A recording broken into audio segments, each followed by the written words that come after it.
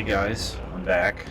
Sorry for the delay. Obviously, the holidays kind of crimping things. Evan and I had some issues. Not issues, we just, couldn't mesh schedules. So Game Turn 4 also took a long time because it was a full game turn that we had to spread across several short nights as opposed to one. Luckily, and I'm not going to go through the log this time. I'm just going to kind of talk about what happened. We played 2 game turns since the last post. And we're on game turn 6 now. Game turn 4 saw a lot of action. Wasn't super exciting, but the allies are starting to whittle away at the defenses. You can see, let me zoom in here a little. That might be too much. You can see there are only, where's my clicker? 3 SSMs left. I'm going to unstack these just a little bit. Evans end up garrisoning them to help with any SOF raids if they ever happen to get detected, which I've been failing miserably on those rolls. More importantly, you can see that the patrol boat tracks are going down. This was at 0. Evan transferred from here to here last turn because he ran out of patrol boat reserves, so that's getting whittled down.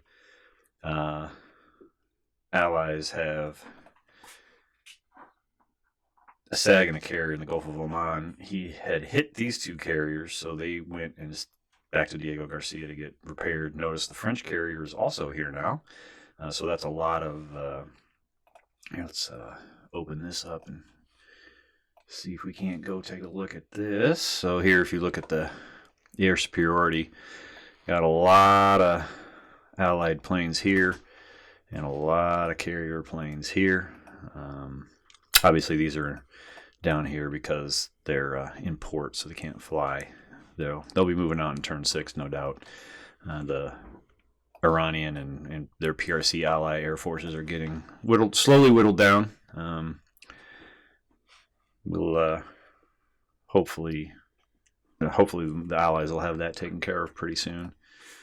So coming back over to the main map, you can also see there's quite the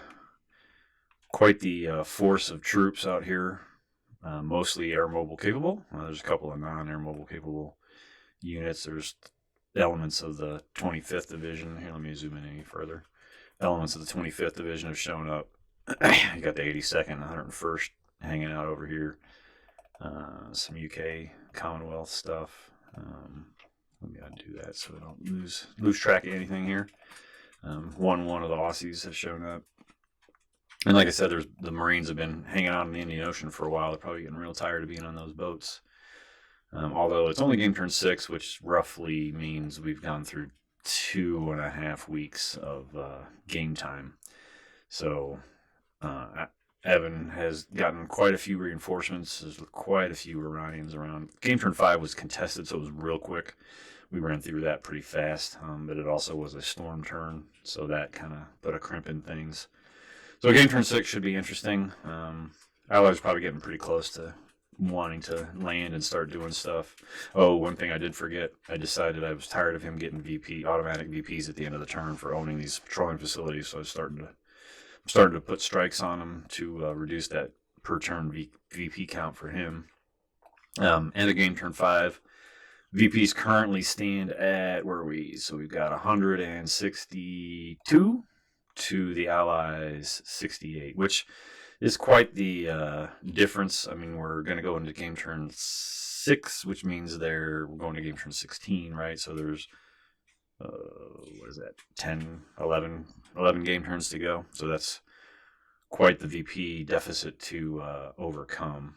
But anyway, that's where we're staying. Hopefully we'll get back onto a little more regular schedule for the recaps. I do want to take this opportunity, however, to show off a quick sneak peek preview of the new game map. So here it is zoomed out in all of its glory. So one thing to notice is you can see over here on the right hand side, we've moved the strategic display from the left. Well, I guess the biggest thing is it's going to be 2 full maps. The split will be roughly, if you're looking at the image, roughly in the middle, right? So just maybe a little bit to the left of these. Hopefully you can see the mouse moving around. Hopefully a little bit to the left of these airbase and airfield symbols here in OMZ4, and we can zoom in a minute, but that's roughly where the split will be. Some things to note. No, how do I zoom? Here we go. So the Strait of Hormuz is going to be straightened out a little bit more, not straightened out, less straightened out really, but it's going to follow the hex sign. That's just better for everybody, right?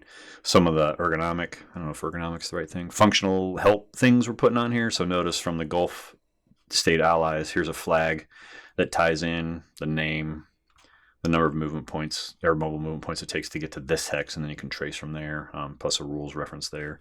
The rules reference on the Strait of Hormuz, which actually is wrong. That's my fault, though. I told the artist the wrong rules reference. So you're going to have, here's your air unit. That's normal. That's pretty standard, but here's the missile range stuff on here. That's going to be kind of cool. Let's see, what else we got going on?